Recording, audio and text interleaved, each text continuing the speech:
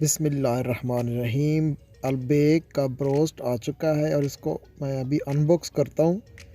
माशाल्लाह जी माशाल्लाह, nice look.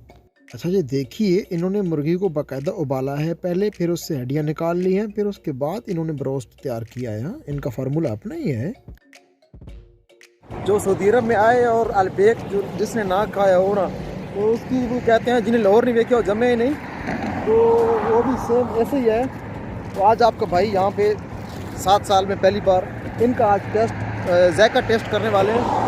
वो पीछे आप देख सकते हैं अलबेक की एक ब्रांच है। इस वक्त मैं अलजोफ में मौजूद हूँ और यहाँ पर आज भाई ने कहा कि अलबेक टेस्ट करते हैं, तो मैंने कहा तो ठीक है, मुझे भी 7 साल हो गए हैं तो मैंने नहीं सुना है अलबेक और खाया नहीं है।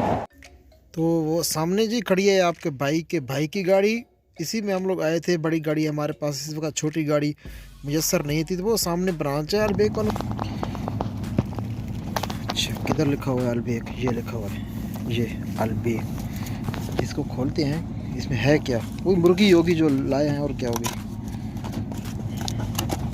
बिस्मिल्लाहिर्रहमानिर्रहीम।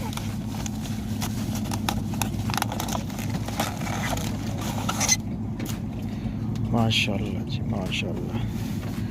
ये मुर्गी चौंगुठी है? चौंगुठी मुर्गी।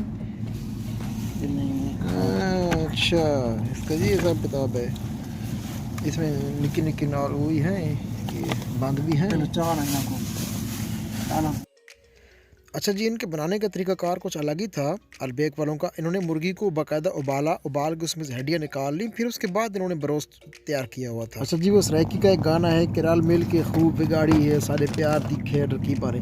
तो हम दोनों भाइयों ने खूब रल मिल के इस ब्रोस्ट की खेड़ बिगाड़ी है और अल्हम्दुलिल्लाह बहुत मज़े का इनका टेस्ट था।